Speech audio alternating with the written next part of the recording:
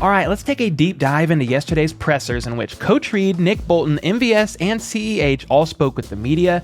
Then I'm going to give you guys 4 reasons why I think MVS could very likely end up being wide receiver 1 and having an absolute breakout year. But first, how about those?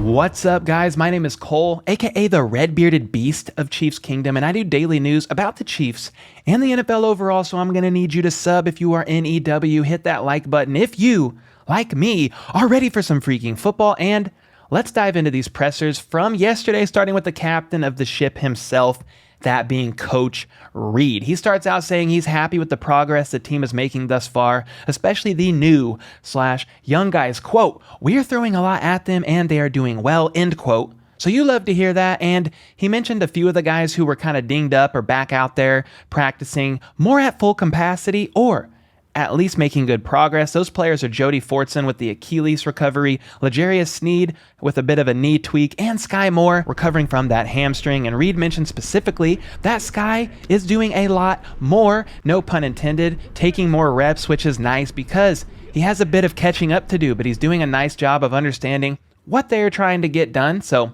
that's nice. Coach then touched on MVS, complimenting his flexibility, his hips, his speed, and ability to change direction. He's been able to work some of the primary underneath routes that he didn't do as much in Green Bay because of the receiving core they had there at the time. One reporter then mentioned that Josh Gordon looked like he had a great workout yesterday, and Coach agreed, saying he's a better runner, better catcher, just getting reps with a full offseason that will in turn help get himself back to where he wants to be. Seemed like it was moving fast for him, but now it's kind of slowed down, and looks like he's doing better after the catch. When he catches the ball, he's able to maneuver around in space.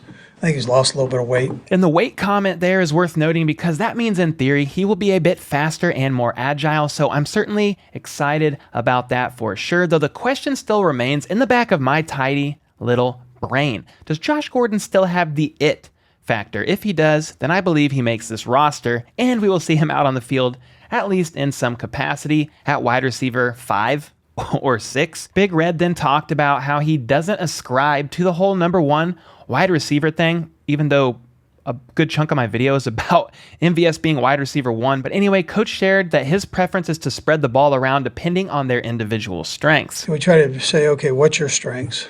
Let's exploit those. So we're doing that with some of the new guys. And that's no different than we've done with anybody that's been here. So there's some different plays in there for different people for what we think are their strengths, and we roll from there. He did say, though, that some of the guys make more plays than others depending on various factors like defensive coverages, yak, and the like.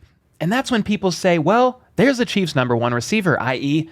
Tyreek Hill, because he freaking was. But I would like to interject here on Reid's thoughts about not ascribing to the number 1 receiver belief. It just makes sense that the guys who make the plays are in turn going to get the ball more. So that's kind of how it works. If Mahomes trusts, for example, in today's video, that MVS is going to be the most consistent guy depending on his read progression, he may end up looking MVS's way more often or again in his read progression because he trusts that he's going to make a play over some of the others at times. And when a QB favors a receiver like that, I would argue then that would be your wide receiver 1, aka your go-to guy. Anyway, I digress. Coach Reid is liking what he sees on the bond between Nick Bolton and Willie Gay. He said that Nick Bolton has really been working on his pass coverage ability, which is a focus for sure at some of these early practices, and Coach thinks that's going to help Bolton down the road with rounding out his game. He actually said, quote, he's attacking it like crazy. He touched briefly then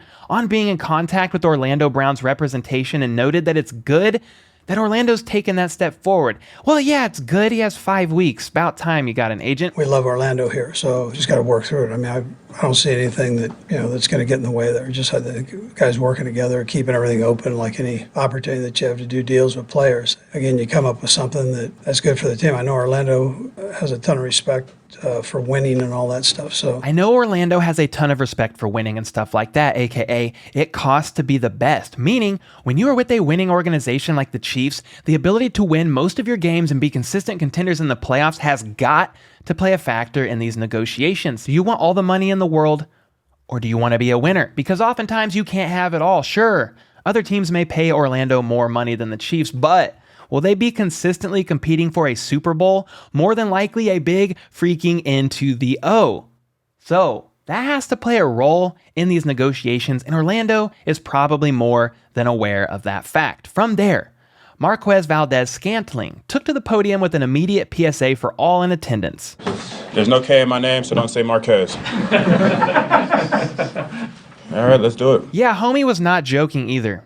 Do not mess up his name. There is no K in Marquez. Marquez is not the name. Anyway, he's been having a lot of fun embracing this new opportunity here in KC to play for a great QB like Mahomes. And when asked about the difference between working with someone like Mahomes compared to someone like Rodgers, he said, I mean, they're both the best quarterbacks to ever play the game.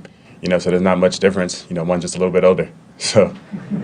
And I love his honesty here because Rodgers is about 11 years older than Pat, and MVS said that's about the only difference between them, which in my opinion is really a great compliment to Mahomes. He said Mahomes is great at what he does and is the, quote, best in the business at finding people that are open and giving them opportunities. He has been given a lot of reps at practice, and many have complimented the synergy that Mahomes and MVS has. Some even saying that so far he's shaping up to become the Chiefs wide receiver number 1, and more on that here in a bit. And as we know, he was previously out in Texas with Mahomes and company for about 3 weeks, and MVS said that helped him develop some real friendships with the receiving corps and Mahomes himself. He and Mahomes are the same age and share a lot of the same interests like sports. They played baseball, of course they play football, and they all have a passion for winning. And that was honestly his biggest takeaway from his time there in Texas. He was asked about a moment when he missed a pass from Pat at practice yesterday, and then he was seen going back to have what appeared to be a somewhat detailed conversation with Mahomes and QB coach Matt Nagy, and MVS replied, That's something that I did a lot when I was in Green Bay, kind of just talk about things that they see and how they see it. Because obviously you want to be able to be on the same page as the quarterback. So being able to think how he thinks and hear what he thinks, with him and his quarterback coach, things like that are super important, so we can always be on the same page. And that answer right there is called wisdom from working with one of the best to ever play the game, i.e. Aaron Rodgers, and then taking that with you to another incredible organization, and I freaking love it. He touched on how playing with Green Bay for 4 years has really helped him come in here and play with Mahomes because, in his own words, both of these guys have eyes in the back of their heads, and you have to expect that the ball can come your way at any moment, even if they're not looking in your direction. And speaking of not looking in your direction, let's talk no-look passes, because it was noted yesterday that the play of the day was a no-look pass from Patrick Mahomes to Marquez Valdes-Scantling, in which MVS snagged it out of the air with one hand. I mean, Lord have mercy, why could that not have been on film? That's content right there, and I am a little content junkie and need it. Anyway, this is what Pete Sweeney from Arrowhead Pride noted specifically about that play. I've been raving, and I will continue to rave. No new Chiefs pass catcher looks more comfortable with Mahomes than wide receiver Marquez Valdes-Scantling. The new QB wide receiver duo is so in sync. MVS is as smooth a receiver as I can remember. The two combined for Thursday's play of the day. In team, Mahomes looked to his right and threw a no-look pass to his left to Valdes-Scantling, who caught the ball with his single left hand along the left sideline. And MVS joked after that he's used to no-look passes from his time with Aaron Rodgers, and actually said one of his first passes from Rodgers was a no-look pass, and he was then asked, Did you catch the ball? Were you ready for it then? Yeah, I caught it. I wasn't ready for it. Like I said, he's one of those guys that you can't really, emulate. And then, you got Pat, who has that same level of talent.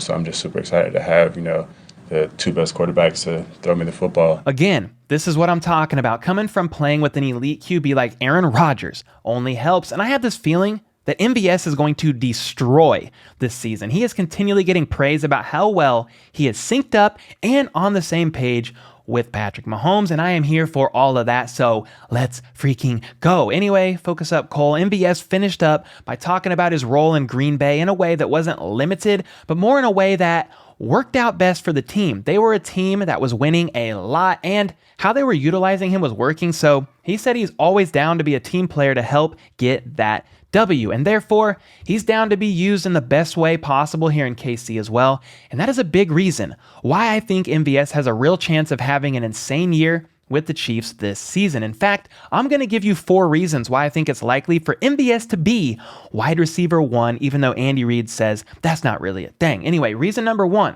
He's fast, and the Chiefs like speed, i.e. cheetahs. Mecole Hardman and Tyreek Hill, even though Cheetahs and Tyreek are one and the same, and they know how to utilize speed on this offensive scheme. Reason number 2, not only is he fast, but he's tall. He's like 6'4", and he will be able to compete for the football in ways that Mahomes is not always necessarily used to, at least from his receivers. Reason number 3, MVS spent 4 years working alongside a very elite QB, which, as we all know, it's already making his transition here almost seem seamless, which should carry on very effectively into the season, and I think this is one of the biggest reasons why. You spend 4 years with Aaron Rodgers, it's only going to help you. And then, number 4, he's hungry and ready to prove himself. He's ready to show he's more than wide receiver 3 or 4 like he was used at times in Green Bay, and that when utilized correctly, he's going to light up the freaking defense. So, what do you guys think? Could this be a breakout season for MVS in his first year in KC? Let me know in the comments down below, because me think yes.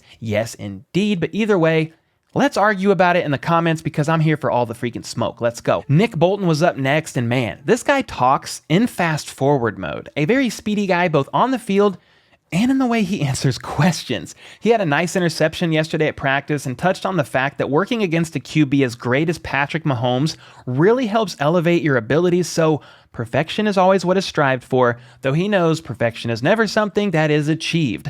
Bolton feels he's getting better in regards to his pass coverage, improving his ability to catch the ball and make plays, but still has a long way to go, which to me means my ceiling has not yet been reached and is far from being reached, so you do love to hear that. He was then asked about how he's adjusting to the Mike linebacker position, and Bolton said, Going to the Mike has actually been pretty smooth. Last season I put a little bit in sub, and so going in there a little bit, getting the green dot a little bit works out. So kind of some continuity going from base to sub, but still a lot of guys working out at the Mike position, so we're just seeing where we're going from there. And I told you he talks fast, sort of like me, and speaking of fast, he is preparing his mind and body to be able to run from sideline to sideline, noting he knows he's going to be on the field a lot more this season, so he's trying to do his part to be prepared and be ready for the workload that is going to be required and asked of him. Bolton talked about the leadership impact that both Anthony Hitchens and Tyrann Mathieu brought to the team, and obviously took with them now that they're gone. They were both captains on the defense, so right now, they are all stepping up to bring a team-styled leadership dynamic between him and the other players like Willie Gay Jr.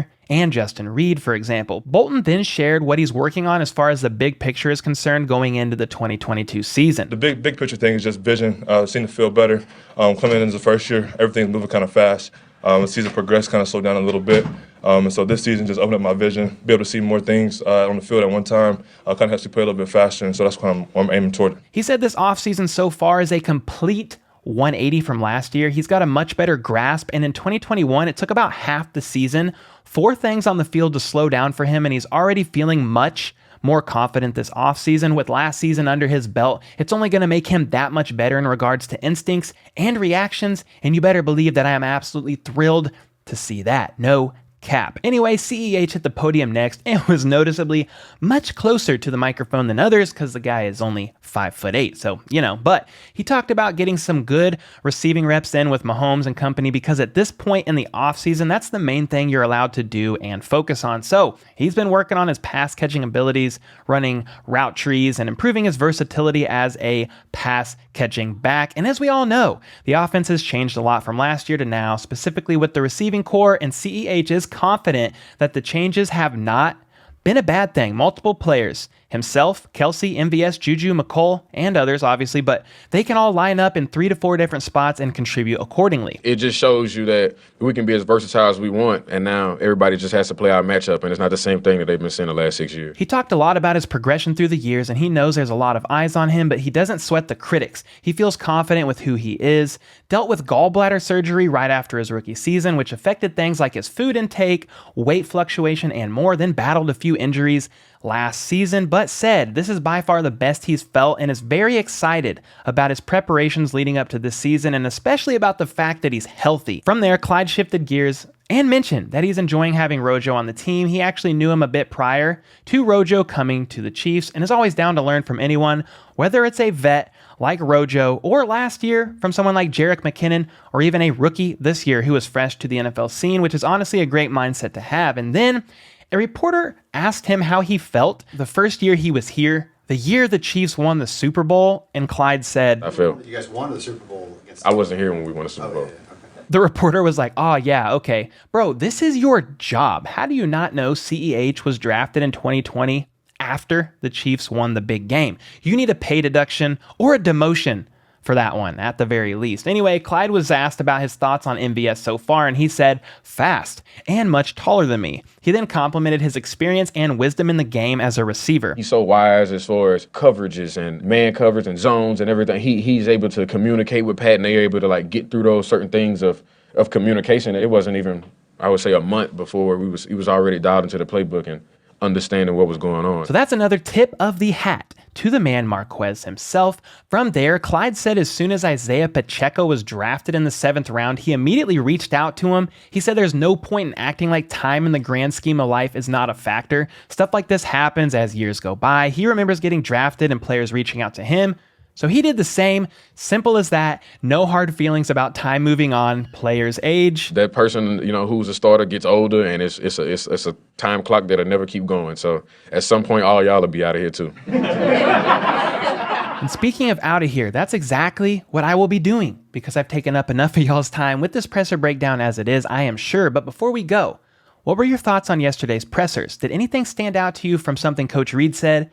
Or maybe from one of the players like MVS, Nick Bolton, or Clyde Edwards-Helaire? Let me know in the comments down below, and let's have a wee little chat about it. Make sure to leave a comment below to potentially be featured in an upcoming video, sub for more daily news like this, and check out this video here, which is Tom Grossi's AFC West prediction video, and it's certainly interesting, to say the least. And until next time, let's go. Let's freaking go. How about those